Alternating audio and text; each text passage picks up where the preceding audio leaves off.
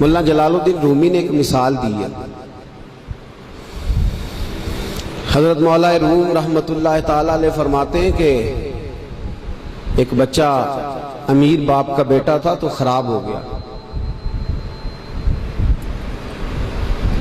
وہ غرض لڑکوں کے ساتھ پھرنے لگا، باپ کی دولت ساری ضائع کرنے لگا. والد اس کو سمجھاتا لیکن اس کی سمجھ میں بات نہ آتی. ایک دن گھر کے اندر کنواں تھا. جو امیر لوگ ہوتے تھے وہ گھروں کے اندر کنواں کھدوا لیتے تھے. کیونکہ امیر تھا تو گھر کے اندر کنواں تھا، اس کے قریب اس نے اپنی چارپائی الٹی کر کے بچھا لی. بیٹا شام کو گھر آیا تو کہنے لگا بیٹے کنگال ہو گیا، دیوالیہ نکل گیا، کوئی حال ہی نہیں، میں بڑا پریشان ہوں، شام کی دوائی کے بھی پیسے کوئی نہیں، جا کہیں سے 2 آنے لا، میں نے دوائی لینی ہے. اس نے کہا ابا جی مسئلہ ہی کوئی نہیں. دوست کے دروازے پہ دستک دی. دوست باہر آیا، کٹھے کھاتے رہتے ٹکے بٹیرے. باہر آیا، ہاں جی. اس نے کہا 2 آنے چاہیے. کوئی مسئلہ نہیں، سجن ہے تو اپنا. 2 آنے دے دیے، لا کے ابا جی کو دیے. ابا جی نے دوائی کے لیے لیے تھے، جب ہاتھ پہ آئے تو کنویں میں پھینک دیے، کنویں میں ڈال دیے. چپ کر کے چلا گیا. سویرے پھر ابا جی نے کہا بیٹے 2 آنے چاہیے، شام کو دوائی لینی ہے. کوئی مسئلہ ہی نہیں، بڑے سجن ہیں. دروازے پہ دستک دی، دوست باہر آیا، 2 آنے چاہیے، لے لو. ابا جی کو دیے، کنویں میں پھینک دیے. تیسرا دن، چوتھا دن، سجنوں کو پتا چل گیا کہ بھوکا ہو گیا ہے. خبر پہنچ گئی، آج 2 آنے لے آنا ہے. نے کہا کل میرے کو بھی کھڑے سو. اب شہرت ہو گئی کہ اب اس کے پاس شے بھوکا ہے. اب دروازے بند ہونے لگے، کھڑکیاں بند. انہوں آدھے میں کار کو نہیں. اب حال جو تھا وہ خراب ہونے لگا. کوئی نہیں پوچھنے والا، پریشان ہو گیا. ابا جی نے تو 2 آنے مانگ لینے ہیں شام کو. ملا رومی رحمت اللہ تعالیٰ علیہ فرماتے ہیں شام ہوئی، صبح دن چڑھا تو اٹھا. ابے نے کہا 2 آنے. اپنے شہر میں مزدوری بھی نہیں کر سکتا تھا، سارے جانتے تھے کہ چودھری صاحب کا بیٹا ہے، سیٹھ صاحب کا بیٹا ہے. دوسرے شہر چلا گیا. میری باتوں کی سمجھ آ رہی ہے آپ کو؟ دوسرے شہر گیا، مستریوں کے ساتھ مزدوری کرنے لگ گیا. شام ہوئی تو چھالے پڑ گیا تھا، پیروں تک پسینہ نکل گیا. سخت آزمائش کا شکار ہو گیا. 2 آنے کما کے لایا اور وہ آنے ہاتھ پہ رکھے تو اپنا ہاتھ بھی چھوڑتا نہیں ان پیسوں کو. ابا جی کو دیے نا جب، تو ابا جی نے پھینکے کنویں میں تو بیٹے نے ماری چیخ. ابا جی دماغ کم کردہ جے، بوڑھے ہونے کے ساتھ ساتھ سٹھیا تو نہیں گئے آپ؟ انہوں نے کہا کیا ہوا بیٹے؟ کہا 7 دن ہو گئے ہیں، 2 آنے دیتا ہوں، آپ کنویں میں پھینک دیتے ہیں. انہوں نے کہا پتر میں کو پہلے دن سٹے نے، تو آج کچھ ہی ہے، پرسوں بھی پھینکے، ترسوں بھی پھینکے. توجہ ہے مسلمانوں میری بات پر؟ اس نے کہا 7واں دن ہے تو میں نے پرسوں بھی پھینکے تھے، ترسوں بھی پھینکے تھے، اس سے پہلے بھی پھینکے تھے، تو چیخا نہیں. اس نے کہا ابا پہلے ادھار کے تھے، آج بولے نا، سارے بولے محنت کے ہیں. آج پہلے ادھار کے تھے، آج تکلیف ہوئی ہے. تڑپ گئے ملا رومی. کہنے لگے تو نماز اس لیے نہیں پڑھتا کہ تیرا مذہب مفت کا ہے، تو داڑھی کے بعد سال بعد اس لیے کرتا ہے کہ تیرا مفت کا مذہب ہے. تو کہتا ہے پرسوں ترسوں شروع کروں گا، تیرا مفت کا مذہب ہے.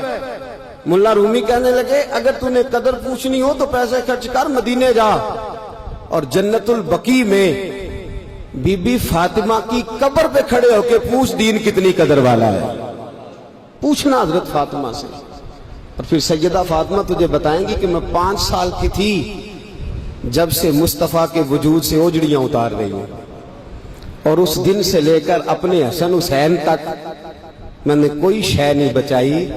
مسلمانوں نماز نہ چھوڑنا، یہ دین ہم نے بڑی مشکل سے حاصل کیا ہے. مسلمانوں قرآن نہ چھوڑنا، یہ دین بڑی. اور میں جا تجھے بتائیں گے وہ یہ کتنا قدر والا ہے. وما قدر اللہ کا قدر ہی، تجھے کیا پتا؟ تیرا کوئی بچہ کربلا میں شہید ہوا ہے، تجھے کیا خبر؟ تیری کوئی ماں نے پتے کھا کے گزارے کیے؟ تجھے کیا اس دین کی قدر ہو؟ تو نے کوئی تھپڑ کھائے ہیں دین کے لیے؟ تجھے کیا پتا ہو؟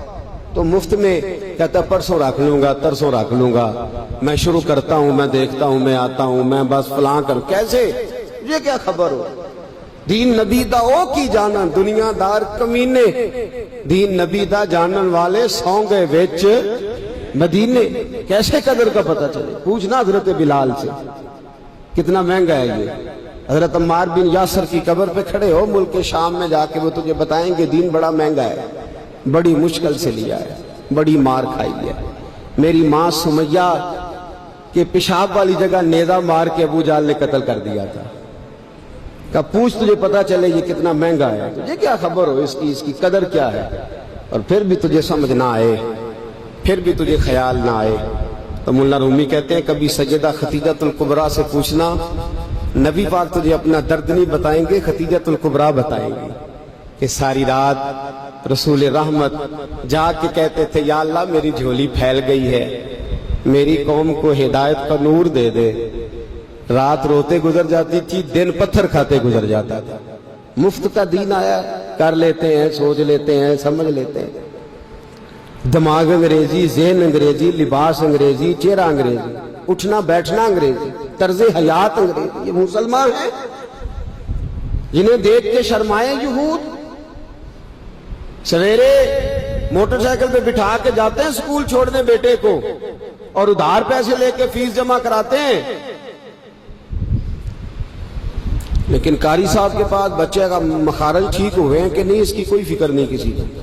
قرآن شریف ہے، قاری صاحب پڑھانے آئے ہیں سائیکل پہ بیچارے 1000 روپیہ لینا ہے انہوں نے، وہ باہر کھڑے ہیں دروازے پہ، اور نواب صاحب کے بچے اندر بیٹھے.